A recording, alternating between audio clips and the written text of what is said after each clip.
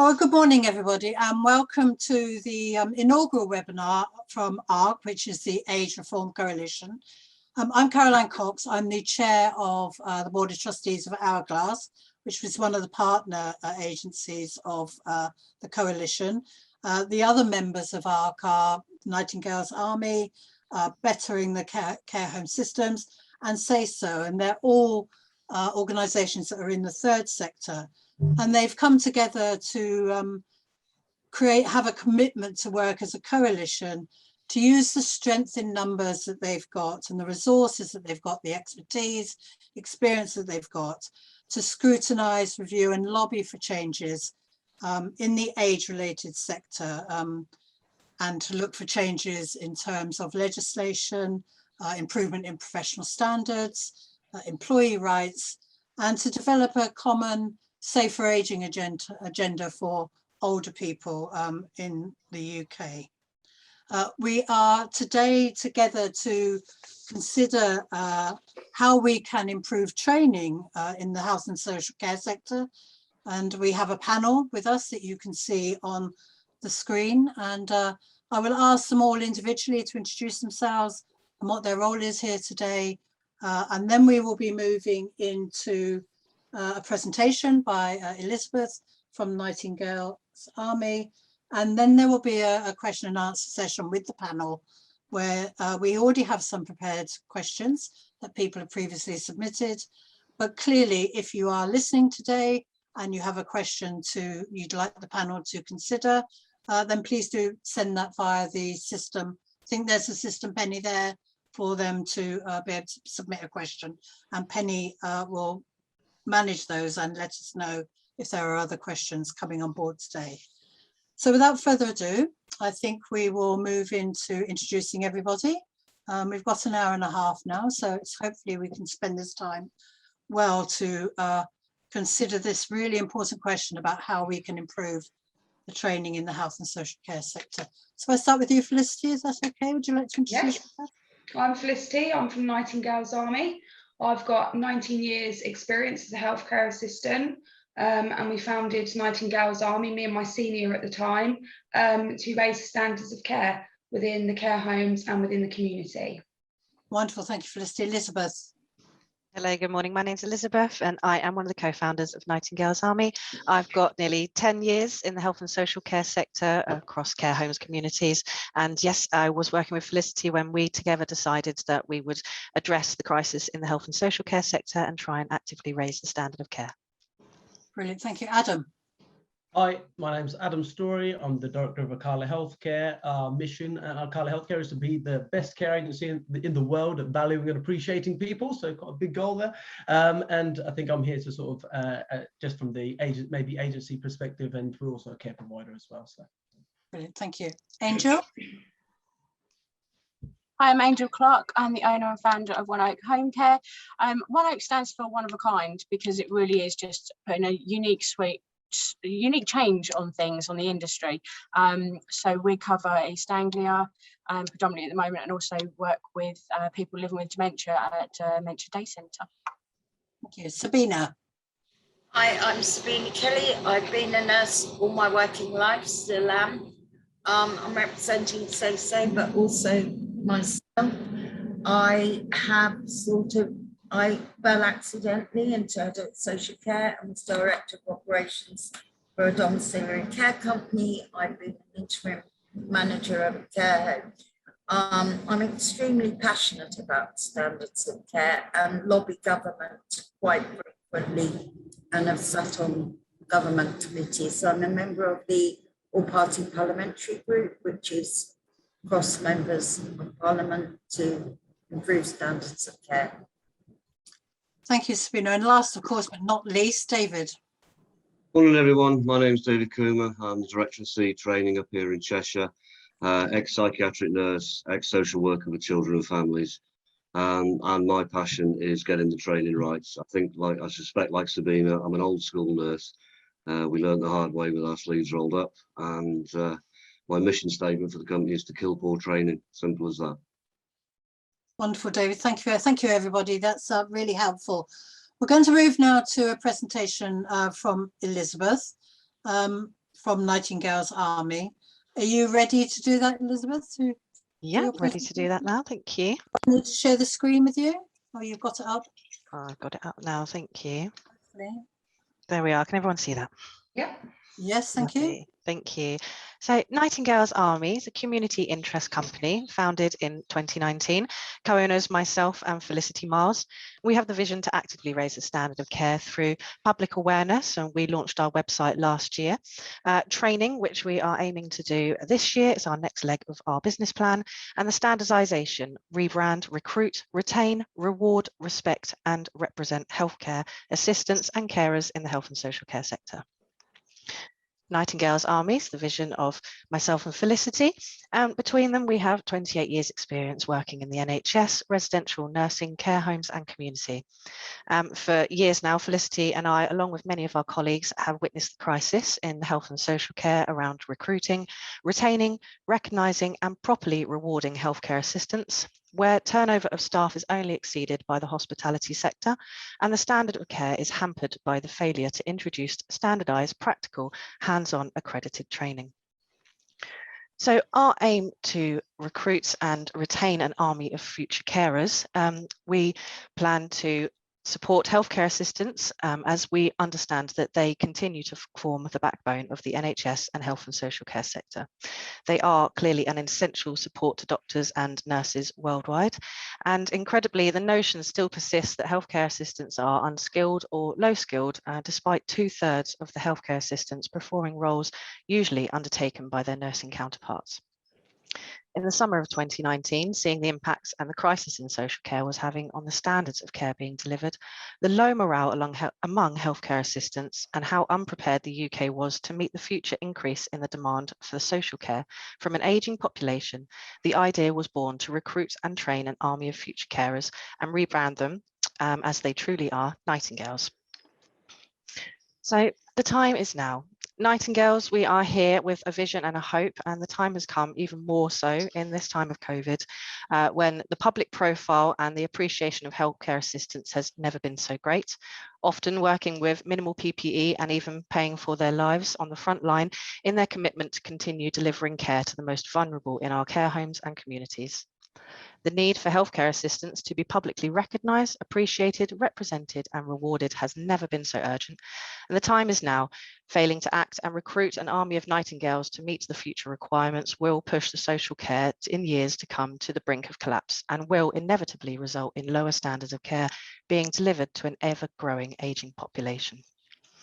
We will need a lot of political will and public support, but with a little imagination and a lot of support from the great British public, the social care sector can be transformed by an army of Nightingales, trained, accredited and skilled professionals, rebranded, recruited, retained, rewarded, respected and represented, and put on an equal footing with the counterparts in the NHS for whom they provide indispensable support.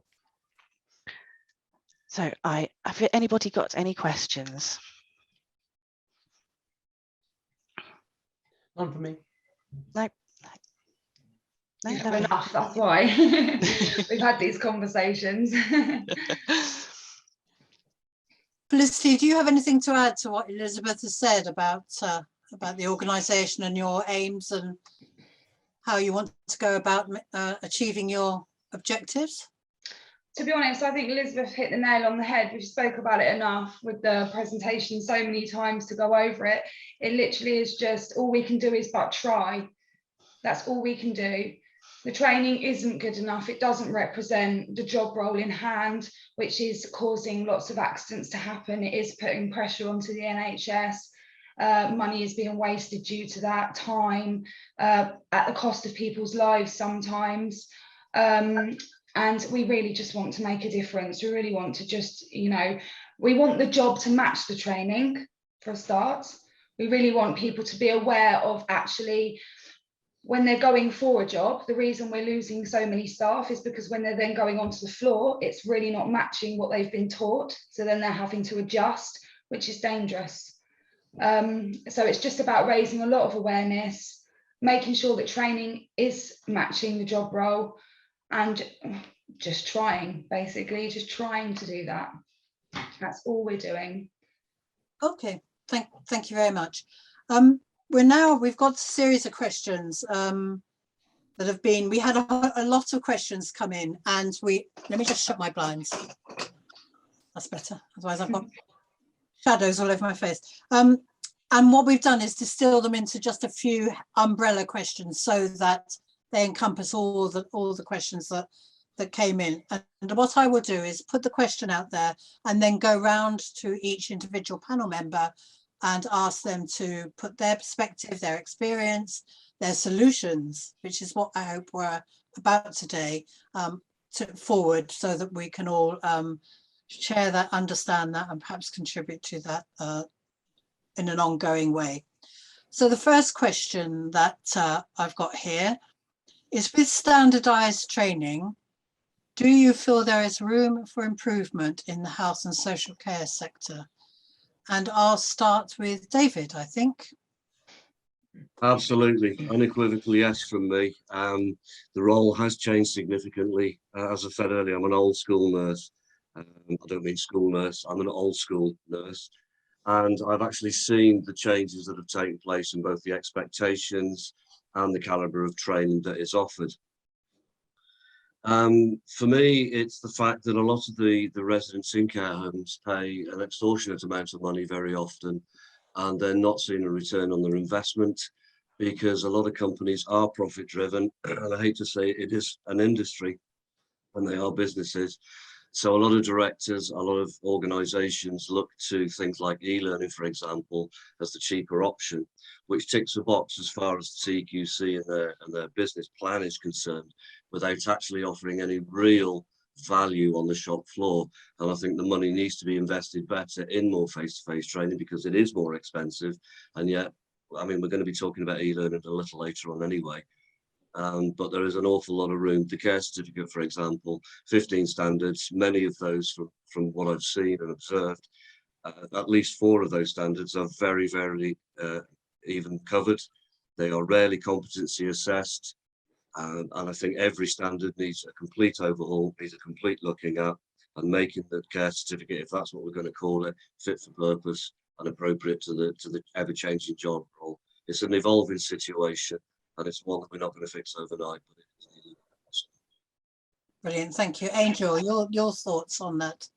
Yeah, I definitely do. I think that we find that focusing on staff learning how to look out for observing changes of health, I think if that can be done so that you can see more observations. So, I mean, we incorporated a heavy sepsis training course after we had an incident where we didn't see the signs, that because there weren't the standard sepsis symptoms.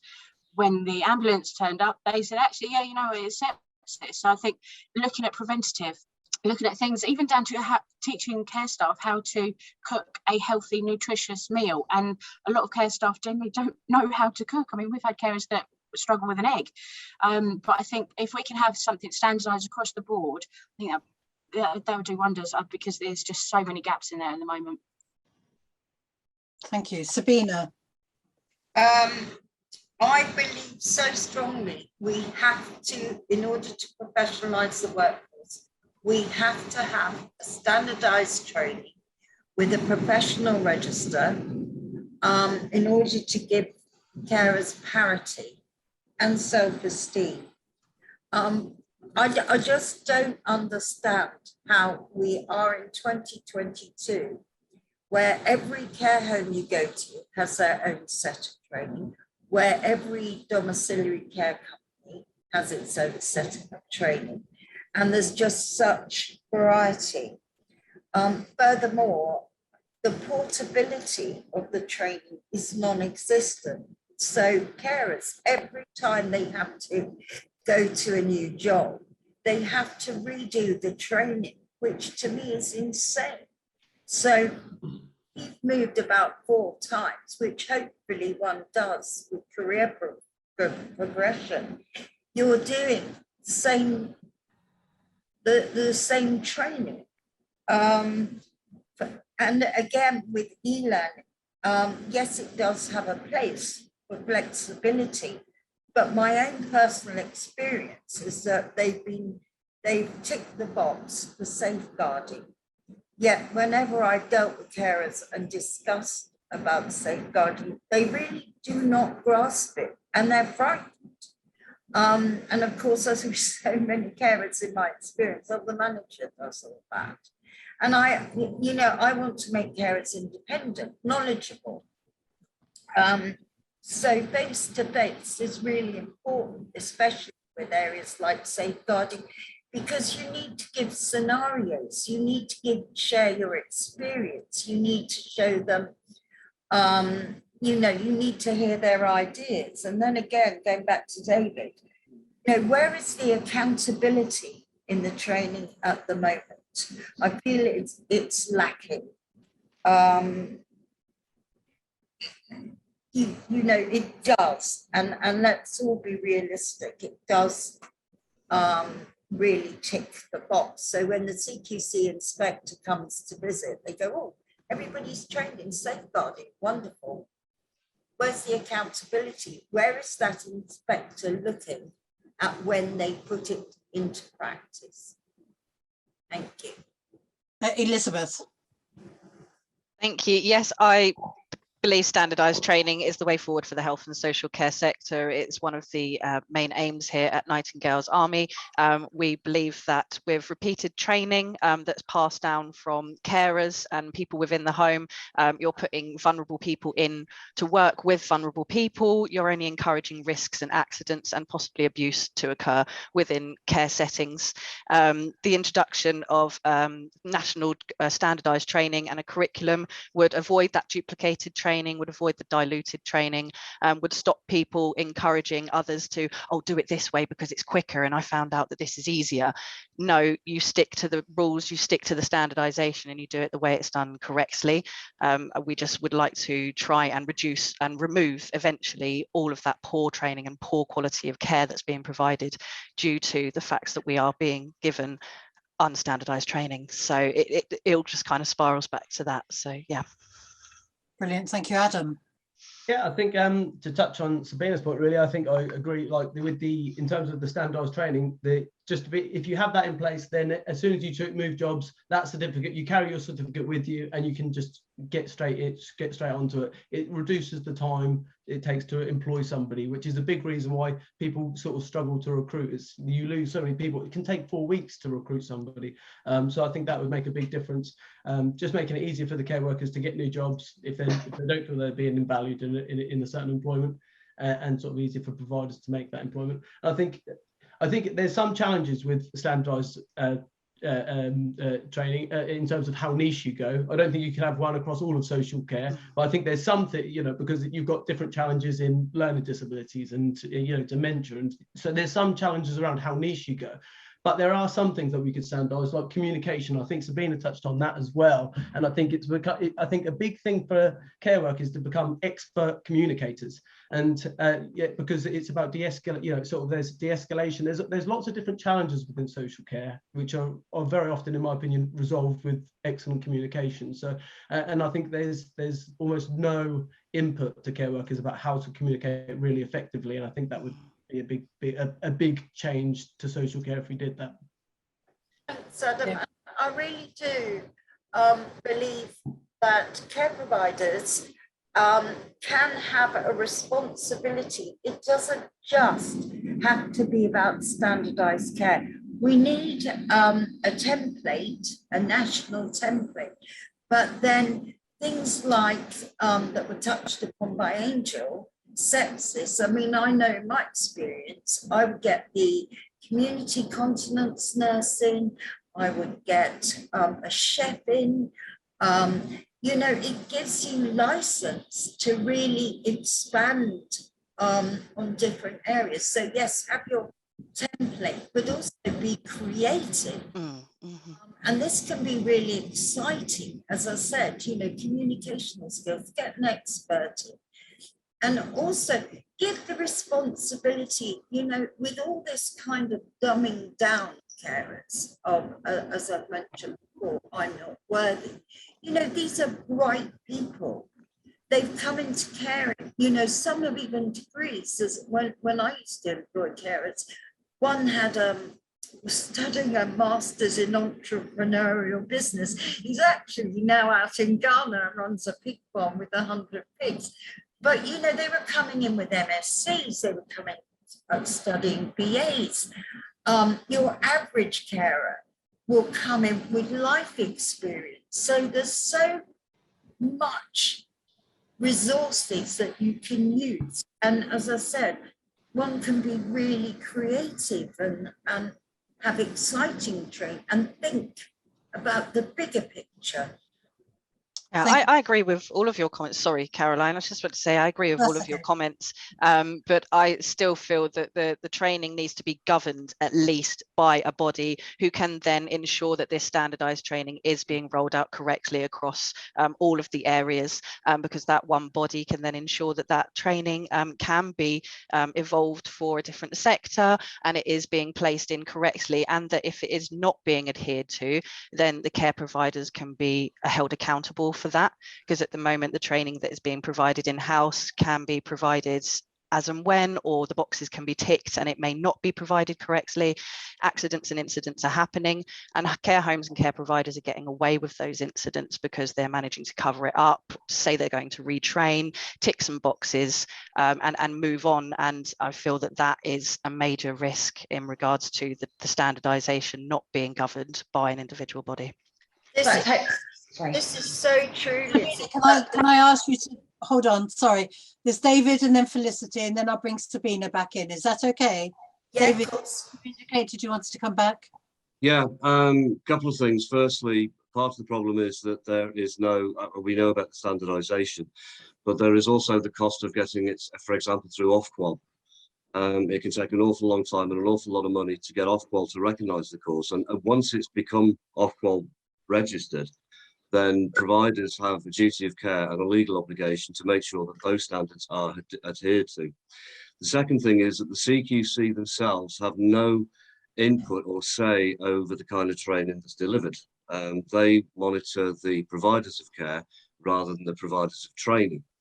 Now, I'm working with several quangos, for want of a better word, that are trying to get the CQC on board to actually look at this. Because as of April this year, they are changing their inspection strategy and are looking specifically at Regulation 18, which indeed covers training, competencies and everything else as well. So I think we need to look at it not just from a training point of view, but also from, I think, as Elizabeth just said, from an oversight point of view. And it does need to get everybody reading off the same hymn sheet, including the CQC, including Ofqual, and indeed including the training providers, amongst whom the standards vary greatly. I deliver a lot of accredited courses, and sometimes even from different providers. Even though these courses are accredited, the criteria is often very different. Although there's a generalization, there are no specifics, and some of that training is horrendously out of date. And frighteningly, when I looked at an online level 3 safeguarding for managers and supervisors, 3/4 of it was nothing to do with safeguarding, 2/3 of it was out of date. That was worrying. Absolutely, thank you. Felicity. I agree with points that everybody's made. I think David has hit the nail on the head. It's just larger than just the training. It's right, scraping it right back from even how we're marketing, who we're even bringing in to be healthcare assistants. When you're first starting, the online training is that you can sit there and you can just repeatedly keep getting the question wrong time after time and going back and back and back until you get it right. And then you can move on to the next question. So straight away, you're not retaining anything like that. It's just quickly, come on, I've got to get the answer right. Then they go in there and realise that everything they've just learned doesn't actually even represent what they're actually going to be doing on the floor. Then we have things called 3-month probation periods, where somebody will come on a 3-month probation period and we'll see how they've got on with their training and whether they're going to be able to adapt everything they've learned into their job role. And even if they don't, they're being kept on because of lack of staff, which is just causing more accidents. And there's no adequate training in place to be able to accommodate supporting people. That, for instance, we can have people that actually need support as healthcare assistants to be able to do the job role, but because there's not enough of us, The ones that are actually experienced are then trying to support the service user and the new member of staff at the same time. So it's just a mess. It's just a complete mess. It's evolved over so many years now, but the training hasn't evolved with the job role. So the job role's now taken over. Like Sabina said, you know, during lockdown, healthcare assistants had to step up, they had to skill up because nurses weren't coming into care homes. Therefore, they were doing jobs that they hadn't been trained to do. Well, there's only going to be one outcome of that. Not all the time. Some people are competent to just take on these roles, but others really aren't. And actually, if it comes down to it and mistakes happened, you're liable for that. You're doing a job that you are not trained to do, and you will not have the backup of your care home at that point. You are then on your own, and you have your own self to face the consequences of that. So yeah, I think everybody had massive valid points there, but I think scraping it right back to even how we market the job role before you even come into how we're going to train really needs to be addressed. Can I just say, it seems to me that the training of managers is also as important in terms of Definitely how they observe and how they line manage individuals in terms of their personal development. So that's a big issue for me. I'm surprised there isn't a question about that. I mean, the turnover of managers is just as high. I mean, in one care home alone, I worked in 3 years, we had a turnover of 4 managers, and they all come in because every manager is allowed to run the care home exactly how they want to run it. So every time we're then getting a new manager coming in, we're then having to adapt to a new way of doing things. But yet, with all due respect, all the things they're trying to put into place, we've already been round over again with the previous 25 managers. And when we're saying these things don't work, we're getting ignored.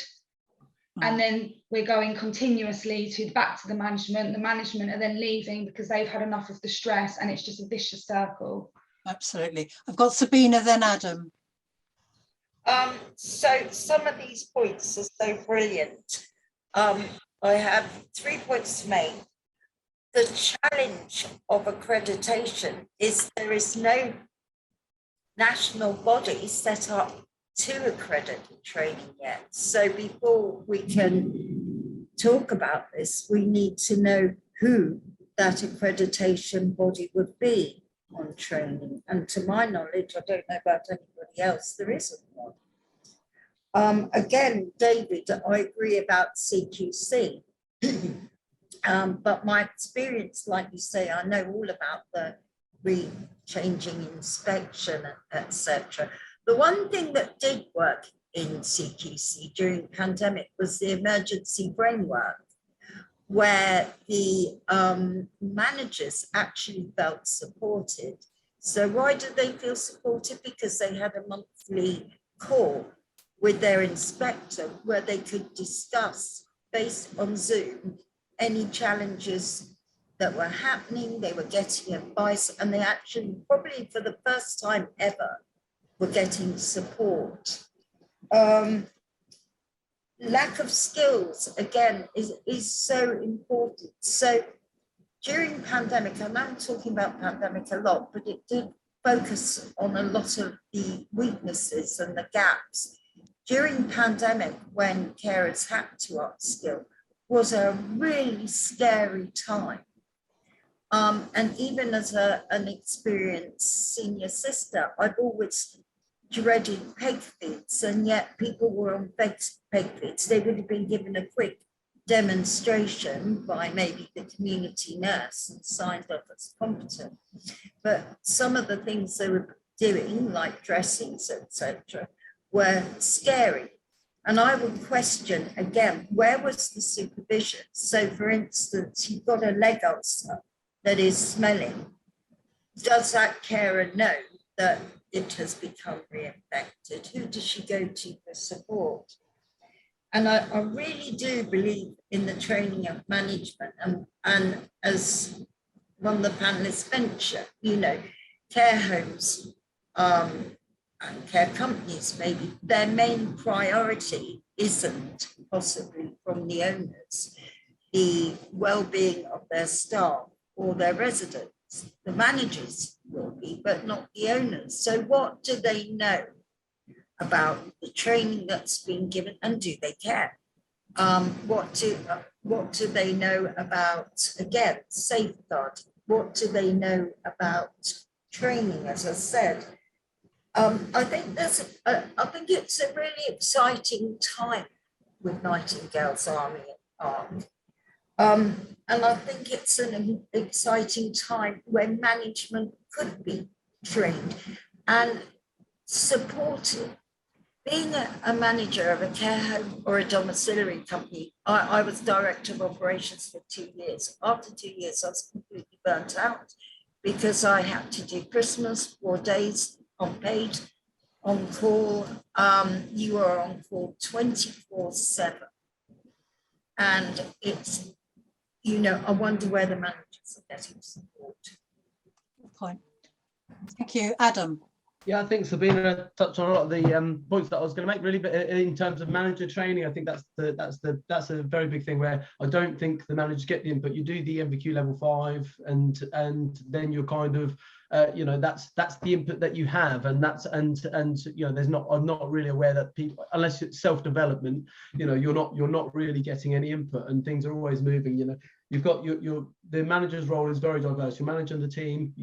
At the moment, you're probably out working on the floor. You know, there's probably managers that would like to be here at this webinar now. They're working on the floor. You know, and you know, there's very limited time to do for that self-development and, you know, family and all that sort of stuff. Recruitment's very challenging. These guys are trying to be recruitment experts as well as care management experts. You know, it's a very challenging role. So I think it's trying to find time for them to be able to have that training. Like, it's got to come from the top down. Like, we want our care staff to be delivering the best possible care, and that starts with, you know, the directors of the business, as Sabina said, you know, in terms of being willing to invest in their managers, and that then filtering down so that, you know, to their care team. But there's a big challenge there where, like, I don't know what the solution is to that, but, you know, there's a big time management issue for care managers, which is not of their own doing. There's a hell of a lot of expectation around them. So thank you. I have a couple of comments here. One from Karen Littleford, who says, I also think that there is some excellent training delivered across health and social care. We have lots of organisations coming together in training context to access training based on localised safeguarding policies, cases and responses, including embedding making safeguarding personal. That's an interesting point that some of you have raised, which is about having a national structure and core, but also being able to reflect some of the local, particularly the local safeguarding board issues and so on. So I think that's a good point she makes.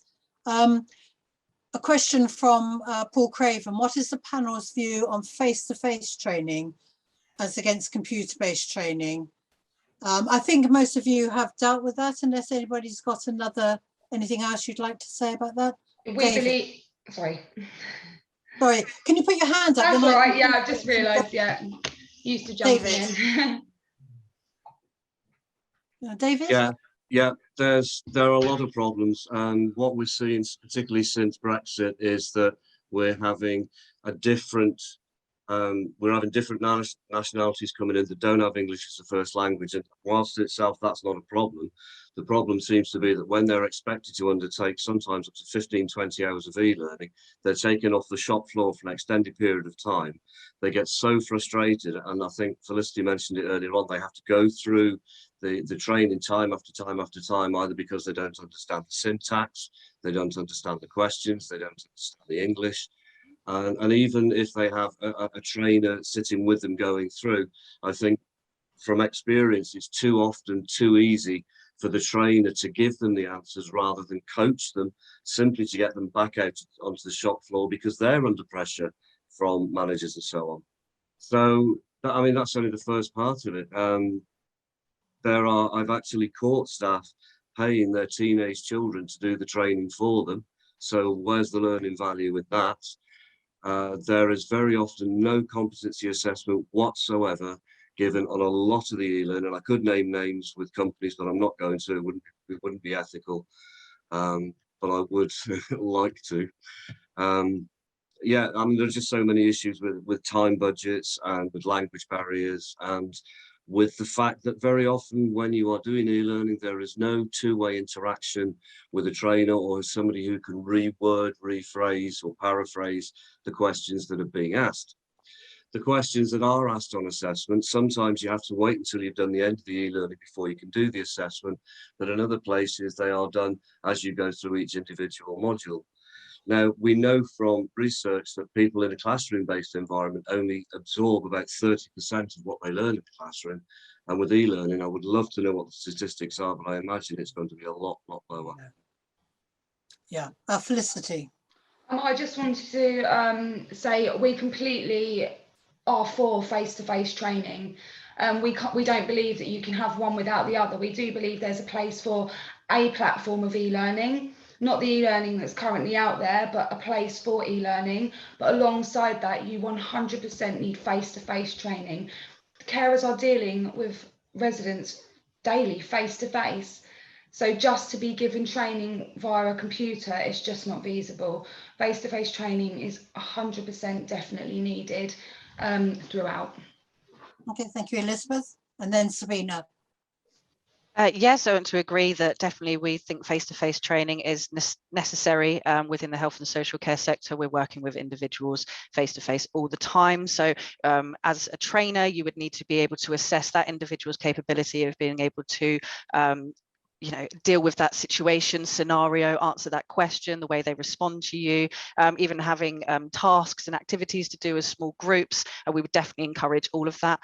But also I would like to go back to Karen's comment where I also I agree that there is definitely some excellent training out there available at the moment. And we as Nightingales Army, we would like to be able to join that excellent training together to give accessibility nationwide to everybody to access it so that the standardized training does go up. So we're not disagreeing that the training isn't available. We just don't think it's accessible to everybody, and it's not being standardized or managed by anybody to make sure that it's being given across the board. So that's where we're having the difficulties. And yes, as Caroline mentioned earlier, my apologies, that the safeguarding would need to be based on the localized areas, but that's something that could be tweaked to every area. As David knows with his training, he does the main bulk of it, but then there's extras that he can do to specialize in areas people who want that specialist training. So yeah, it could be done.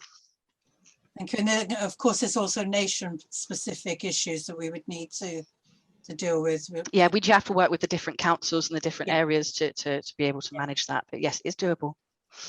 Okay, Sabina. Again, there is some great training out there. I'm not being disparaging. It's the actual concept of e-learning. I welcome it for flexibility to working mums, etc. But one point that I would like to make is you are working in isolation. You have no support. And as David quite rightly said, and others, where's the accountability at the end of the day? But I feel very much, it's very lonely. I'm doing e-learning myself at the moment. And sometimes you'd love to turn around and say to someone, well, what's the right way of doing this? And again, with pandemic, we were all forced into isolation. And to break out from that, to have face-to-face training. Face-to-face training is fun. There's a vibrancy about it. The carers get to meet each other and say, oh, I'm struggling with Mrs. Goes, how are you getting on?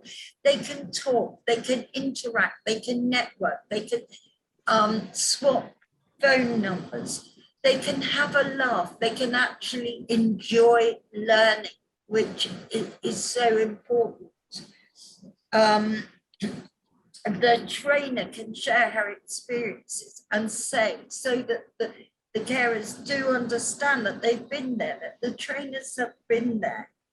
And they can say, when I looked after this resident who had an alcoholic son, I had to do this. Do you know any instances when this could happen to you? You'll get some wonderful feedback from the carers. Well, actually, this happened. And what did you do about it? And it becomes engaging, it becomes exciting, and as I said, vibrant and fun. So you can see my feelings on face to face. I think we get a sense of it, Sabine. Adam. I find that I should keep my hand lowered until Sabina's finished talking, because I'm echoing Sabina a lot. But it does come back to that fun, the fun element, and that from my or our experience, you know, we all of us trains face to face, and people come, they enjoy it, they say they have fun, they have a laugh. You know, it's very interactive. We've tried very hard to create games during this training so that it's a bit more interactive. They're involved. It's not somebody just talking to you for several days. So I think that's a very important part, and the investment that we make in our time to make the training as nice as we can possibly be, we get back in the positive feeling. Like, it helps us retain people. If directors of businesses are looking for a reason for, well, it's cheaper to do e-learning, well, you know, we find that people enjoy the training so much face to face that it helps us retain people. And you know, that's the giveaway. When you go to e-learning, yes, it's a little bit cheaper, but it's a tick box exercise that nobody enjoys, and everybody just wants to get away from it. You know, they just want to get their 20 hours, like David says, they want to get their 20 hours done just to get away from it. It's completely unenjoyable. So, but yeah, that's all I have. Thank you, Adam. It's a bit sticking plaster. It's not sustainable, is it, particularly? Angel, you put your hand up. I did. Yeah, no, I think there is a place for e-learning, and I think the problem that we find is that finding the actual quality of the e-learning is the main problem. I mean, you can't beat face-to-face, you can't beat teaching someone from your experience, you can't beat all of that. But I think having that e-learning, because everyone learns differently, so you might find that someone can take more in when they are learning it from a computer, as opposed to being very shy and doesn't want to so much be overly involved with a face-to-face training. I know they can listen, but some people do take pen and paper and write down every single thing of it. We don't tend to solely rely on e-learning. We do have e-learning, but that's always followed up with a competency, because you can't always see. So yes, I think there is a place for e-learning, but I think you can't be face-to-face because of the quality of it, and there's the things you can impart in it, the things that you kind of go off on a tangent, and they're the bits that they remember when you're doing face-to-face training. If you go off on a tangent and talk about this scenario that happened years ago and this was really strange, I think people will then pick up, and they're the bits that they remember, and that's where you get the quality of the training. Thank you. David. Yeah, you were saying about e-learning, how it ticks boxes and this sort of thing, but I think it's very, very short-sighted in the longer term. If you look at the business plans and the accountants get involved, they're looking at a short-term fix. I think it was Sabina that used the term sticking plaster. Somebody, oh, was it Felicity? I forget, one of you did. And the other thing is that it's face-to-face training can be a lot more inclusive, and it does depend upon the qualities of the trainer, whether they meet the criteria for things like inclusion, you know, and all these other things that do make those more reticent candidates sort of sit back. And I think it's the trainer's role to identify where that shortfall is, and identify also what the learners' learning styles actually are. It's all too easy to go in, just have a PowerPoint, and we've all been in those dry, boring, dull sessions where people just read, you know, the bullet points off the screen, and that's it. That's passed off as training. And while it's face to face, there is certainly some dialogue between, you know, the parties involved. When you are just face to face with a computer, there is no dialogue. And while some people are visual learners, while some are reading learners, it doesn't address all the learning needs of the candidates, or indeed the delivery style of the compiler who's put the course together, because you're dealing with his thought processes and not necessarily a face-to-face trainer who can adapt, analogize, and all these different ways of actually delivering the training. So, sorry, but yeah, you probably gathered by now, I'm not a fan of e-learning. David, could I ask you about accreditation for trainers and training companies? What do you think about that in terms of being able to deliver a consistent approach to training? Certainly, you shouldn't have any trainers out there with an absolute minimum of the AET level 3, the ordinary education and training. And if you can go higher, then by all means do, because it's not just about being able to talk to people. We talked an awful lot about communication, and yeah, that really does come into it. But as much as anything else, it's about reading the non-verbal communication, because that's really the only way that you can truly assess whether or not somebody has understood the points, as well as getting ongoing dialogue. I think like carers are born, not made. I think trainers are born, not made as well. I had no intention of being a trainer. I just fell into it and found that people thought I was pretty good at it. And I would hope that people, trainers, feel the same way, that we are passionate about what we do. We do want to get it right. Because for us, at the end of the day, just like the carers, they say, oh, it is about the people that we care for. It is about the people that we sustain. It is about their quality of life, not ours, not the homes, not the managers, and certainly not the directors who are driving around in Porsches, Ferraris and everything else, using the money that they've got from these residents that aren't getting a good return on their investment. And I'm getting on my soapbox, so I'll shut up now. Thank you. We appear to have lost, oh, there she is. Sabina, did you have your hand up? Lost her? Okay. The next question I think you've partly covered in some of your responses to the standardisation, but some of the questions that have come through were about whether current training provision provides care assistants to be reflective in their job role, and how you can improve people's ability to be reflective learners in their roles and responsibilities.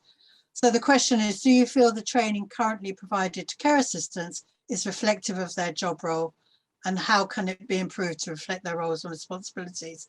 And I've added a bit there in terms of changing how care assistants think about their training and how they are asked about it when they get back to the workplace. They've had that training. What do you do? What do managers do? What do supervisors do around the training that's been delivered to check out that in the home it's workable, that it's working? What have they learned? What have they done with it? So if I can start with Angel on that question, that would be helpful.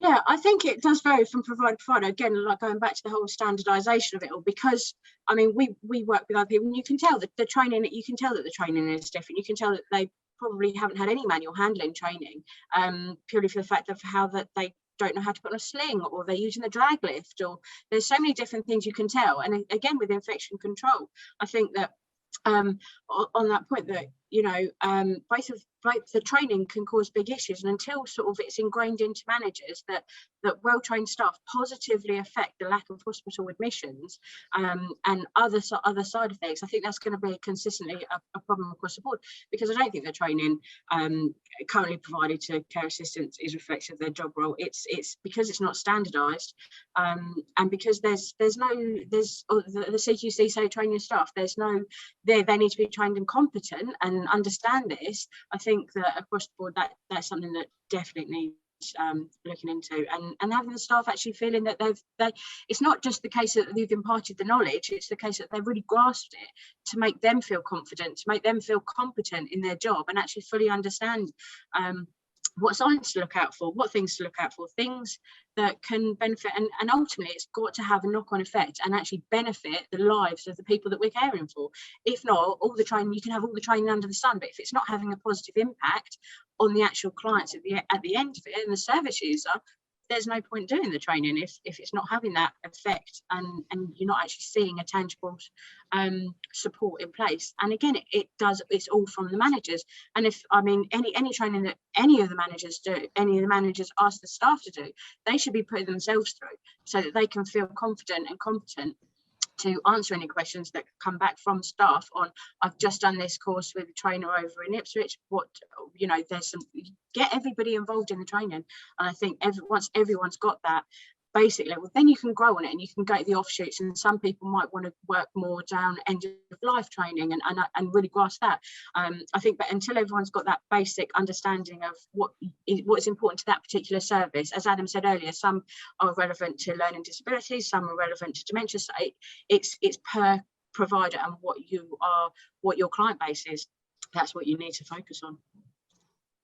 Thank you, Elizabeth, and then David, then Sabina.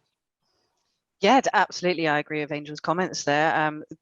the training needs to be reflective of their job role, but then that also needs to be reflective of the sector that they're in. But then we at Nightingales believe that by providing a standardised base of training, that we could then support that healthcare assistant or that individual to then take the route that they prefer by working with them face to face and getting to know them and building a rapport with their trainers. The trainers can then suggest to them, well, you fit better into working with learning disabilities or dementia, or do you prefer end of life? What is it that you like out of this course that's going to get you the best out of your career path? We should all have an understanding and an ethos of how to provide care, but yes, I feel that to be reflective of their job role, it does need to be within their area and within a sector that they're going to enjoy. And I think that's also a good way to retain an individual in their area, is to put them into a placement where they feel comfortable, where they enjoy it, and where it's going to reap the benefits and the rewards for them. Good point. David. David, you're on mute. Spacebar wasn't working for some reason. Just going back. Oh, and again, David. And again. Better? We there? Yes. Yep. Yeah, okay. Going back to Angel's point about the moving and handling, I've got it on good authority from CQC themselves that moving and handling and meds awareness and administration provide more safeguarding issues than any other single factor in the care sector. Moving and handling isn't even part of the care certificate, and yet it's a core competency within the role. The drag lift was mentioned, you know, that's a hanging offence in my book, for lots of different reasons. The other thing seems to be that unless there is an in-house trainer, there is no on-site shop floor observations and continual monitoring of the carers in their roles. So even though they may learn and they may adapt and they may be signed off as competent within the training room, unless there is continuity on the floor, then there is a massive, massive shortfall there. So I'm thinking maybe we should be looking at putting mentoring and coaching into our job roles. Anyway, many of us do that as part of our ongoing role. And the other thing I want to bring up is the fact that trainers are often like the ship's doctor, in that the ship's doctor is the one person on board who can take the captain off duty if he's not competent at doing his job. And the number of times I've been delivering training sessions where the managers have said, oh yes, I'd like to come to that, and they come in and they sit the first hour, then they get called out, but they still expect me to sign them off as being competent and having done the training. And I'm sorry, but I, for one, am not prepared to do that, which doesn't endear me to them very often, because their dynamic, their job role is very different to the carers. It's a different set of thought processes. But yeah, they do need to know exactly what the carers know and more in order to fulfill that role, and I think manage effectively. Thank you. Sabina. Again, it's looking at the bigger picture. It's looking at the well-being of your carers. I know I'm coming from a total utopian way. When I train, I also, and this is because I'm a nurse, and what we have to do, we have to comply with this to retain our revalidation. So in order to practice as a nurse, you have to submit 5 case studies and reflect on them. And if I had my way in training, I would make every carer understand how to do reflection.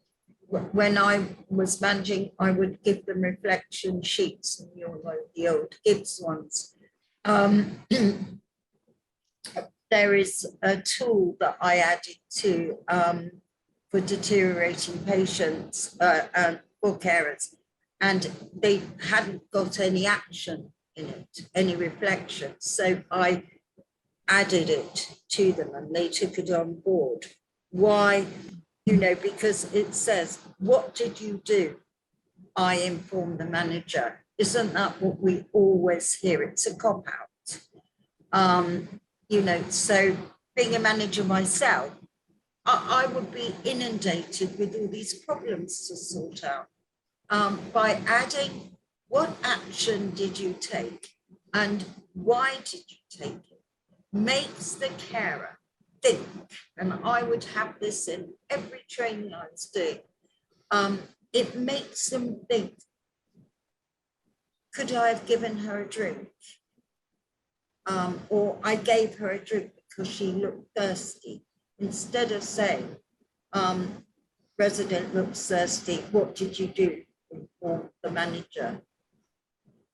You know, I want to empower carers to think for themselves. And any of us who've been in the care sector know that every carer does this, inform manager, because it's a cop-up. They think they won't get into trouble. They're not used to making independent decisions sometimes and accounting, but you know, it's education. Reflection is education. It's, as I said, empowering the carer and allowing them to think, well, what could I have done as a carer before I informed the manager? So I would have reflection. Thank you. Adam, I've fallen into the trap of asking you to speak after Sabina again. I do apologise. But do you have anything you'd like to add to what's been said? Yeah, well, I'll just add that, you know, I would probably say that, you know, I do think that training does reflect the job of a care worker, but I think it's the depth that we don't go to. I think we touch on all the areas that we should do in our training, you know, and I would say all providers that I've ever known do as well, like safeguarding and manual handling, all these things. But you know, it's about the depth, and that comes with time. Like, I don't think that that at all times are we our businesses, you know, how it probably would take a week to go into the depth that you'd need to go into to go into safeguarding, communication, and all these things. And I think that's what needs to be allowed to happen. I think there's challenges around that. Who can spare staff for a week, you know, because of recruitment challenges and stuff at the moment. But I think it's the depth of training that we could look into. But I think in terms of how reflective the training is, I think it does reflect, you know, the job that we do. I just think that there's more, you know, it's going deeper into the knowledge to create expert carers, and then so that we can then justify, you know, to get to then create it more similarly to a nurse, where you've got that NMC sort of pin kind of, you know, registration that ultimately would be the ultimate goal, is to create that professional layer, so that people, you know, that people aren't saying I'm just a carer. We want people to be saying, like, I'm a carer, and puff their chest out and be proud of it, because they should be, you know. And it's trying to create that professional level. So I think it's the depth of knowledge that we want to get to in some aspects. Yeah. Okay, Elizabeth, did you have your hand up originally? I did. I wanted to make a comment, but I feel that it would be more suited in the last question. So I will put my hand down. Thank you. Felicity, do you have anything more to say about the reflection of the job role in the training? Yeah, I completely agree, firstly, with everything Sabina said. Completely agree. If I could literally listen to you all day talk about it. Adam, I do agree with what you said. I do believe that there are elements of the training that reflects the job role, but not to the pressure that we are under with the lack of staff at the moment and the lack of nurses, which is why we are taking on more than what we are trained to do. So I do believe, for instance, I think it was Angel that spoke about the incident with sepsis. Healthcare assistants need to be knowledge tanks, think tanks. We are supposed to know so much to pass on to nurses continuously, but yet we are not trained it. So we're missing things all the time. Instance, signs and symptoms. There needs to be a massive section on signs and symptoms. We are not taught enough of what to look out for. So therefore, a lot is getting missed all the time. So as much as I agree, Adam, yeah, some of it does reflect what we do. Not all of it does at all. We've evolved. Everything evolves. The training hasn't evolved. We've evolved. Nurses are now becoming doctors. You know, healthcare assistants are now becoming what? But the training hasn't evolved with us. I wonder if the answer is almost like a tier system, like, you know, almost a new, you know, healthcare assistant support workers. Maybe there is a tier, you know, a qualification that could be created, or, you know, like an enhanced support worker, somebody who has that level. Like between, you know, I think there's often conversations about that role between a care worker and a nurse. I think they have been in there before, you know, but yeah, maybe there's a conversation to be had about that. That's a good point. David, then Sabina. Yeah, just picking up on the point that Adam just made, there used to be a role called a care practitioner, which might be something that we could look at sort of developing further down the line. At the moment, to be a senior carer, I would expect no less than a level 3 diploma in health and social care. Most carers are quite happy to just have the care certificate, but as we've seen, it's not fit for purpose any longer, which then begs the question, if that leads into the level 2 and consequently onto the level 3, we've got exactly the same kind of problems. Although the training is going in deeper, it's only going deeper in the elements that have historically already existed, and they too need to change to match the way that the profession and the dynamic of the job role is actually changing. So the care practitioner might be the way to go. Good point. Sabina. I think that's a brilliant point. I might become one of those myself. A care practitioner actually gives kudos, the actual title gives kudos to the role. It is a kind of an umbrella role. So David, I think that's a brilliant idea. And it's an umbrella role that would encompass accountability, supervision, etc. I know skills for care are brilliant. I'm a guru. I'm a follower. I love them. And I've had discussions with their CEO about training and taking it forward. And skills for care are a brilliant resource. And I think Felicity and Lizzie put it in, it really recognize them on their website and allude to them. And I think partnering, if one could partner with skills for care, then you would have a respected umbrella to sort of work with, not under, but with. If we could get some, if ARC and Nightingales Army could get some kind of partnership, because they're hugely respected and they understand all about accreditation and things that I don't. Again, it goes back to my original point, you know, who will oversee all the accreditation? Who will set the guidelines for national training? Who is going to develop it? Well, I can't see the government doing any of this. No, I agree.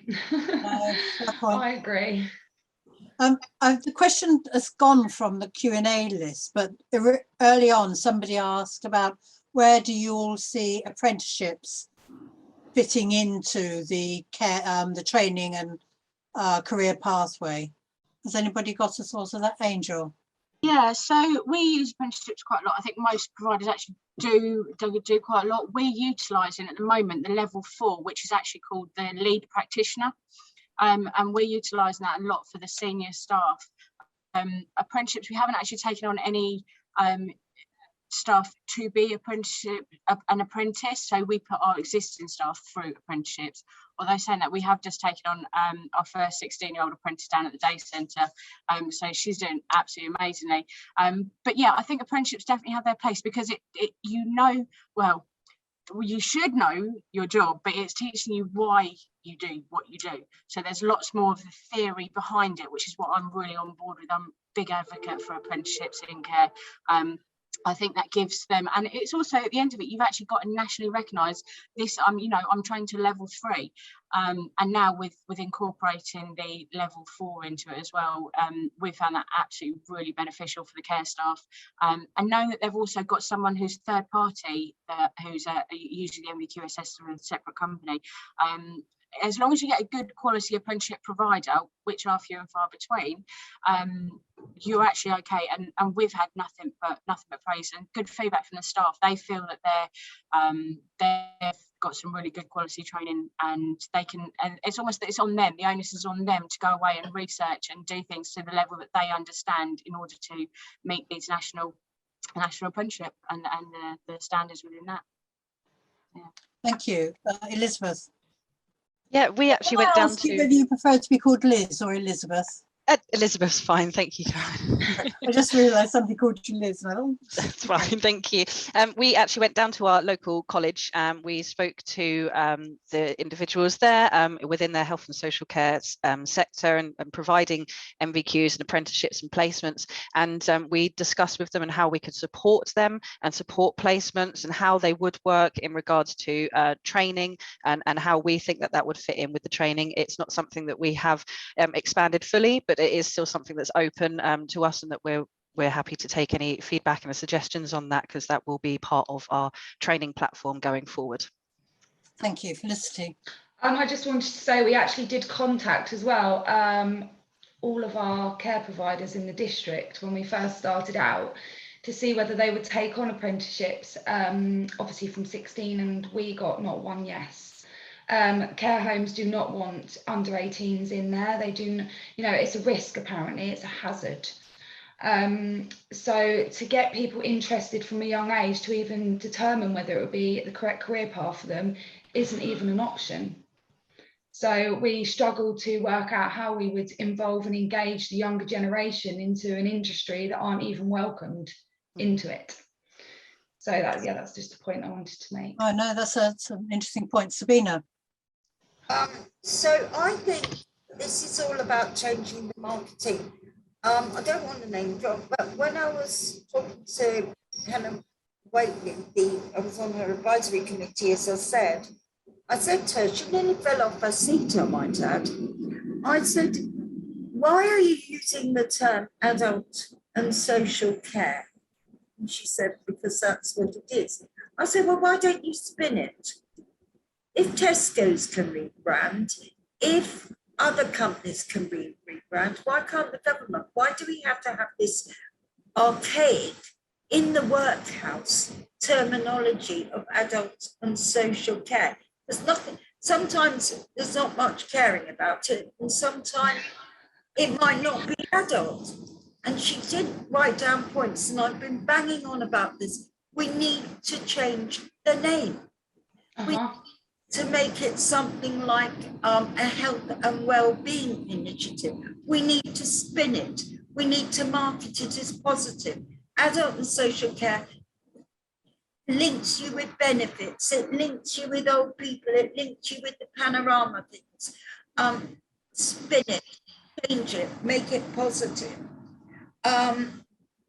Coming from a nursing background, as you know, when I trained, and David will really back me up on this, it was an apprenticeship. It was absolutely brilliant. So you did 3 months surgery, 2 months ICU, 3 months theatre. You were apprenticed for 3 months on each individual ward. Sadly, my views on nurse training now are not complimentary. When we had Project 2000, where everybody was sent to university to be mini doctors, and now you see nurses all up around the computer. I don't see nurses holding people's hands when they're dying.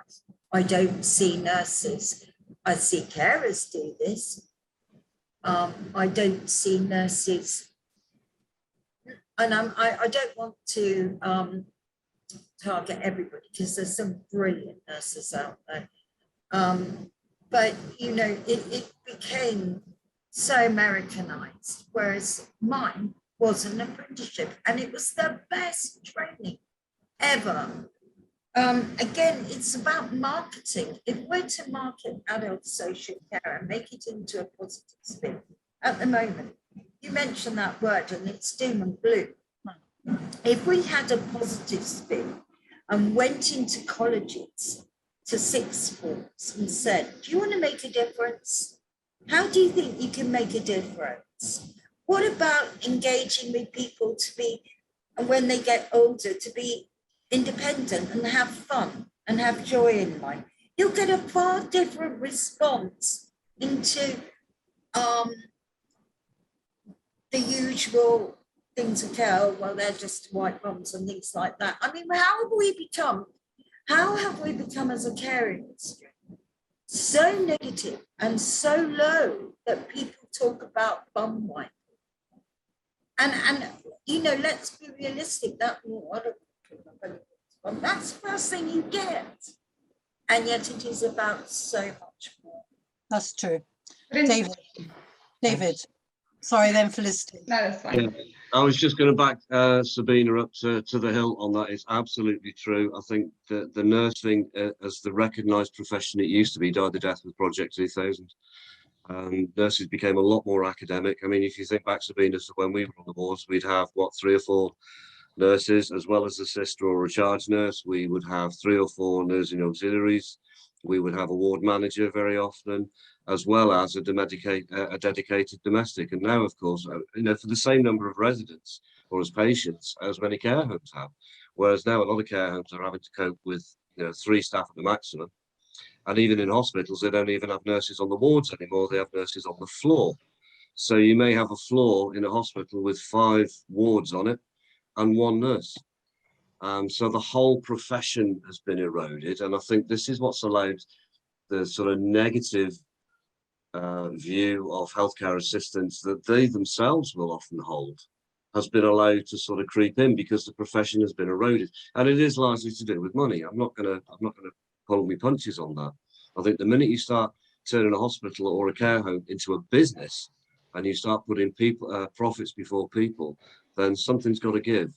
And sadly, it's not just the training, it is the dynamic, it is the recognition, not only of what the carers do, but of also what I think the residents should be receiving. We did learn on the wards, we did learn with our sleeves rolled up, we did learn by our mistakes. That's maybe one of the things that is a good thing that's changed, is that now we're not really allowed to make mistakes, but we used to make a lot more back in the day. But my God, we learned from them. Thank you. That brings us quite nicely on to another question, which is about the people that we're here, really, all of us, to care about and to work with, which is how could the standardisation of training within the health and social care sector benefit those living within care homes and the community?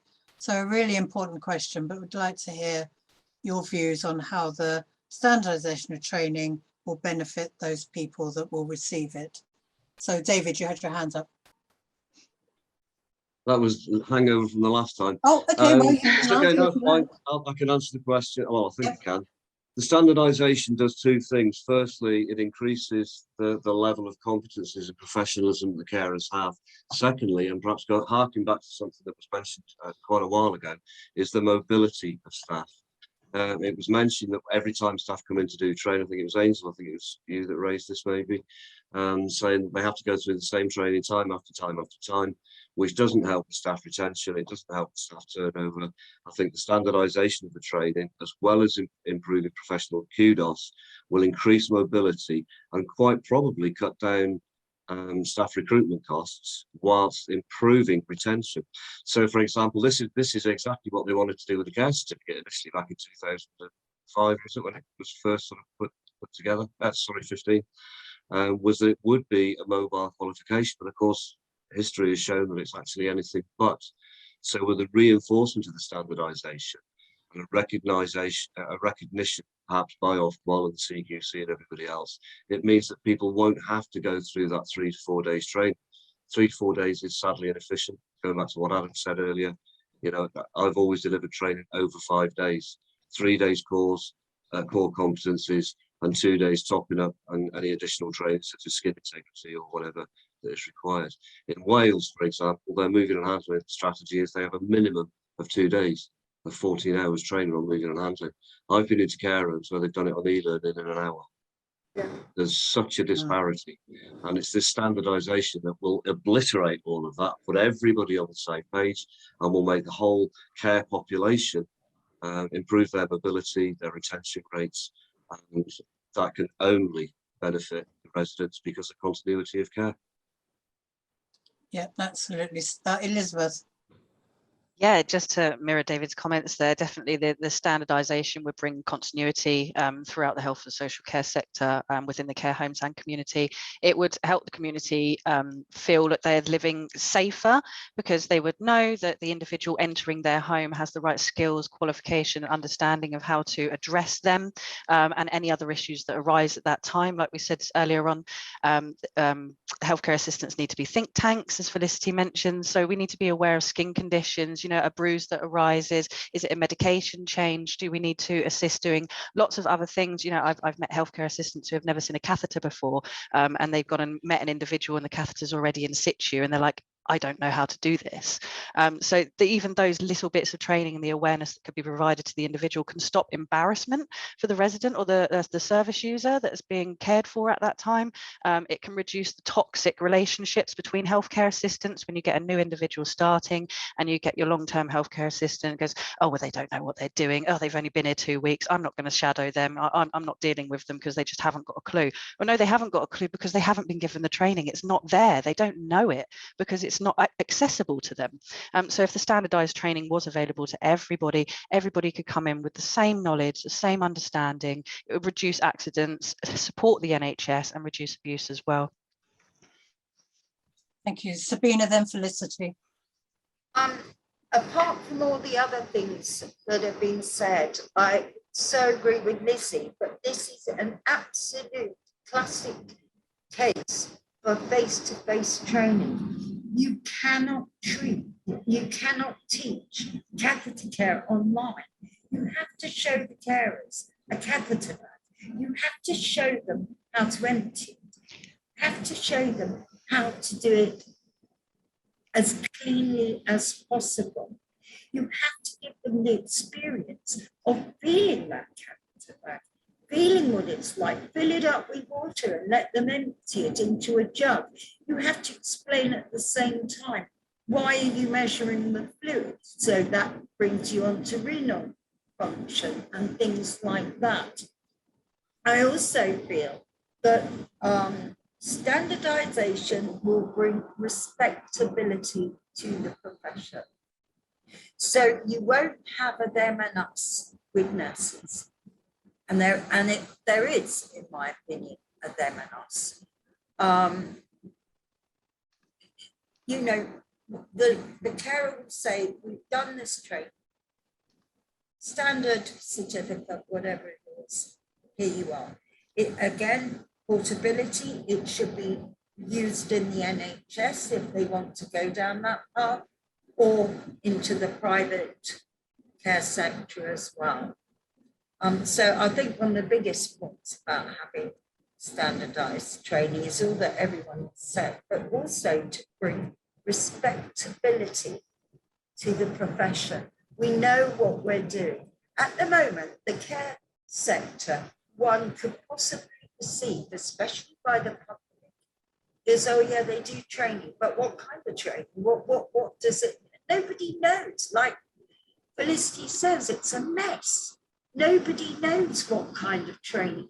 My God, you know, if you're to put your mother into a care home, you want to know what that training covers. Yep, fair point. Felicity. I think standardising the training will also address accountability as well. We are, as carers, are pretty much treated like children from the moment we have our training. You know, and I think this does cause a rift between nurses and carers as well, because when something goes wrong on the floor that day, automatically it's the nurse's fault. Nurses is in charge of the carer, but actually if the carer is having correct training for something, that carer should be held accountable for the actions. And like you said, why did you take on that action? Why did you do that? And what would you have done differently next time, rather than just shifting the blame constantly onto the one trained member of staff, which is the nurse? Because if we was to leave the sector tomorrow, every healthcare assistant, the sector wouldn't function with just nurses. However, if the nurses was to leave tomorrow, I truly believe healthcare assistants could run a sector, because we have worked alongside I've worked alongside some great nurses over the years who have taught me so much stuff. Legally, I'm not supposed to take on board these actions, but that doesn't mean I'm not competent to take it on. So it'll also address competency as well. Accountability, competency, alongside standardised training will also address a couple of those issues that really do need to be worked on. I recognise, Serena, that you've got another point to make. It's 11:20 and we've got 10 minutes, and there's the last question I think is possibly quite important, and we'll square the round on some of the issues that we've been talking about, which is about registration. So I think it would be important if we had a look at that question, if everyone's okay with that. So the question or the statement is, we believe care assistants should be put on a register. Do you agree, and why? So I'll start with Elizabeth on that one, please. Yes, thank you. That kind of combines everything that we have been discussing. Some of the comments Sabina mentioned earlier, where we just told the manager, told my line manager, told the senior on duty. I myself worked as a senior for a few years in a care home. I was administering medication, but if anything ever, something happened and I'd be administering medication, someone would run up, they would blurt it out and tell me, and then run off again. And that would be, oh, okay, right, I'll take that on board whilst I'm administering this medication. But it's because of the fact that they aren't accountable for that. Like we've just said, the training, the awareness, they run up to somebody else who they feel may have more training than them, may have more awareness and more accountability than what they have. That isn't the case. We're all there and we're all accountable for that scenario at that time, for the individual we're caring for, and for everybody else in that environment. You know, anybody that enters the home, whether that be a delivery person, the postman, or a friend or a relative, we are accountable for anybody in that home at that time. So to be put on a register and to be made accountable for those things will reduce that cross communication of, oh, well, I told so and so it must have been addressed. Well, no, actually, if it was your issue at that time, you should have addressed it, and then we could have worked together with either the management or whoever to reflect on that and see how we're going to improve it next time, or we can provide more training, etc., etc. Also, I feel the register would be very good to keep track of individuals' retention within the care homes, to see where they're moving to find out why they're moving to a different area, and be able to address the issues within certain communities, areas, care homes, and to find out why that retention is not being held up. Many good positives for having a register, but I'll stop blabbering and let someone else have a go. Thank you. Adam, have you got anything you'd like to raise about that? Yeah, I think the concept of having a registration is a good idea. I did note one concern, and that is it's a barrier to entry in a recruitment market which is already struggling. And so that would be the question that I would maybe pose even to the group, like, you know, in terms of when does this happen? When is the right time? Because I also would agree if somebody was to say, well, there's always going to be something, we know that there's always going to be something, so yeah, it's just trying to maybe put into the group, when do people think that that's the right time? Because for me, it does create a barrier for entry, but also, you know, there's a lot of positives to it as well. Thank you. Felicity. It does create a barrier for entry. However, I believe a barrier for entry should be in place. Not everybody should be allowed through the barrier. As I've witnessed over the years that I've been a carer, I just feel that the barriers that would be in place is that we need to recognise that we're not going to ever get an influx of people in the world that go, I want to be a carer. Like, it's just not going to happen. And the sooner we just realise that, the better, which means we have to work with the ones that are coming through. And it's better to have people that are trained correctly, understand what they're doing, taking accountability for their job role, rather than having a million care staff on the floor that do not have a clue what they're doing. So I do believe that a barrier should be in place. I don't believe that everybody should be able to be coming through as a carer at all. Thank you. Adam, did you want to come back on that? Yeah, it was just that, just the part where, I think we can easily create not easily, but we can create a market where people want to become a carer.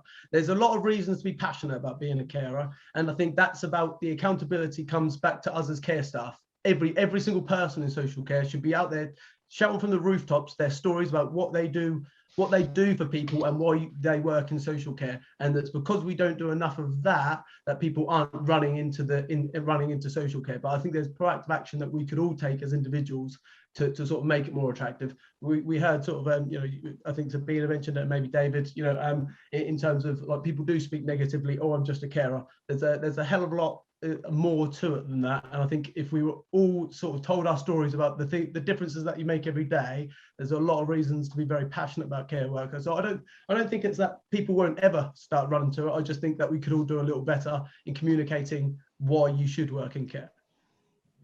Good point. David. Yes, Sarah's asked a very good question in the chat box, and she says, don't we need to check people's motives for becoming a carer so they don't join the workforce for the wrong reasons, which is largely what I think Adam was mentioning there. But sorry, it was Paul that asked that. Sarah asked the question, is the registration of the workforce going forward not required to provide the bedrock for standardised accredited training? And I think that's actually a very good moot point. I can see if we go down that road, then we are going to have a hierarchical system, and perhaps terminating with the suggested care practitioner. So yeah, maybe a tiered system is something we could be looking at, but nonetheless, registration I think is absolutely vital. It's good for the psychological safety and well-being of the carers as well. And let's not forget that well-being is a huge issue within the care sector at the moment, particularly as we come post-lockdown. I'm seeing more and more requests for mental health first aid training, for example. Yeah. So that's a fair indicator that the stress levels are through the roof. And I think, going back to what Elizabeth said before, when people aren't taking accountability, when they're passing the buck, I think they're doing it not to avoid responsibility, but sometimes because they just don't know what the hell they're supposed to do. Yeah, agreed. Angel, and then Felicity. Oh, just on mute. Yeah, no, I think I definitely agree to having a register, some sort of central register. I think that would do wonders for the industry. I think I'd take on board Adam's point there about, you know, oh, mine's just gone blank. About everyone being on it and all the time. I think having people as having proved themselves as competent, because you don't sign up to a nursing degree and get your nursing pin that day. You know, you have to prove yourself as being competent, and like maybe as David said, going through some sort of tier system maybe, or something like that, but having proved themselves as competent, then putting on a central register, I think that would do amazing wonders for the sector in general. I mean, it would mean that staff were aware that caring is actually a profession. It's not a job. It's not just a stopgap onto big things. I mean, it's a career to go on to bigger things and do things like that. And I think, as Elizabeth said earlier, I think about the people feel safer in their home if they know that they're training, and if they know that they've got someone on a central register, and that will help them feel safer at home. And you've also got the thought there that if they've got if they put a foot wrong, or if they consistently do, you have the potential to lose your registration and be out of the sector. And that means that you are not able to be re-employed again. I mean, the DBS referral system should work in theory until it doesn't, because it's not foolproof, and it's very hard to get a DBS referral upheld. It's near on impossible. You could have the worst carer going, but that's very hard to get them, the DBS system, to actually register them and on that sort of side of things. So yeah, no, I think in theory the register is a brilliant idea. Thank you. Felicity, then Sabina. It was just a little point I wanted to make about obviously probably why we can't get also a massive influx of carers coming in, that since the pandemic, I think we've realised that mental health is just it's bigger than we ever imagined. The problem with mental health is that everybody has something they have to deal with in their life. Everybody has someone they're still caring for outside of a profession. So to then go and do it as a job, you've got to make sure you are completely strong mentally, and there is not enough support for carers when it comes to mental health. It's an area that I'm really passionate about, and me and Lizzie have spoken so much about how we can incorporate this into Nightingales Army, because just if we're supporting people all the time, who's supporting us? This is where people get burnt out, and this is why we're not getting people rushing through to the job, because it's a lot less stress-free to go and do a job that isn't where you've got to be responsible for another. So I think until we address the situation around mental health, I don't believe we stand a chance of getting enough people in. Therefore, me and Lizzie, we agree we have to work with what we've got, rather than trying to get everybody coming through the door. We have to make the best of the ones we've got and work with that. Brilliant. Thank you. Sabina. Registration brings respectability. I do not understand.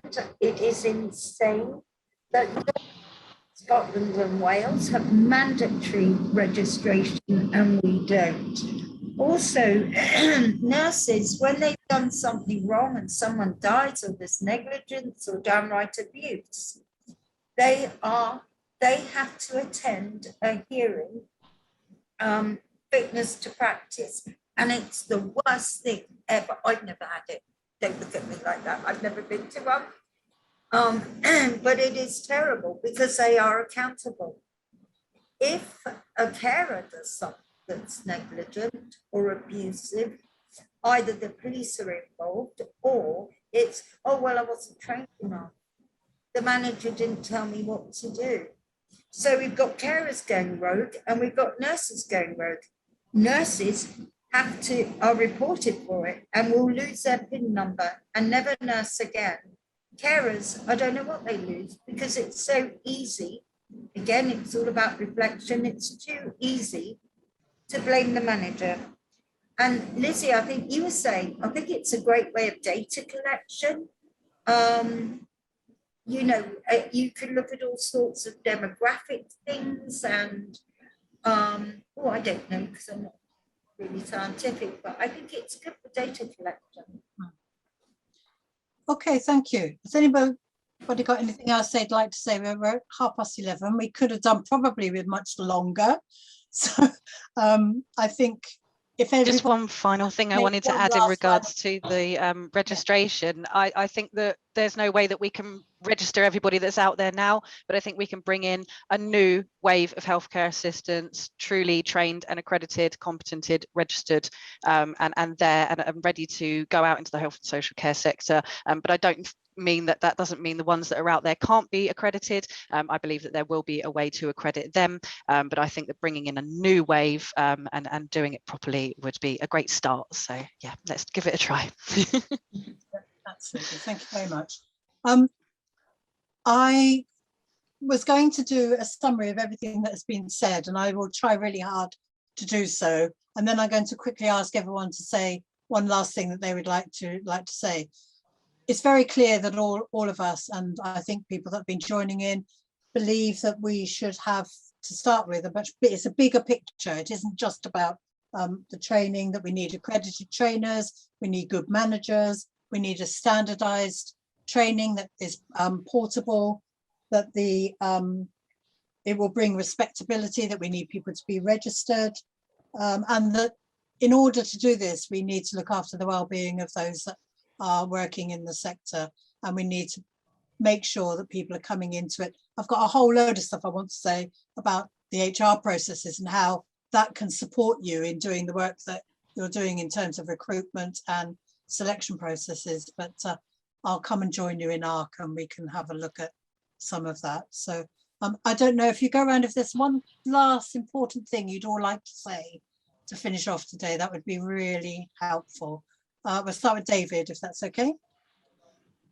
Just be the change that you would like to see. Good point. Angel. He took my line. Yeah, be the change you want to see. Be the person that you would want your team to be. Be the person that you would want looking after your nan and granddad, and just be kind. I mean, and the crux of it all is just be kind. Just wherever you go, whoever you meet, especially at work. Brilliant. Adam. Tell everyone you meet why you love working in care. Now to start changing some perspectives. Lovely, thank you. Sabina. I'm aware that we've stopped now. If anybody wants to contact me by email, I'm really happy to carry on a discussion or help or in any way, and just, I don't know, ask Lizzie or Felicity for my email. And more than because Patrick's said lots of energy and things to build on, but I think if we build on all that's been discussed today, each one of us can make a difference. Absolutely. Felicity. Any small changes in the right direction is a positive change as far as I'm concerned. We're just going to keep actively raising the standard of care wherever we go and hope that everyone joins us in doing so. Brilliant. Thank you, Elizabeth. Well, she took my line, so yeah. Our line, it's our line. Yeah, true, yeah.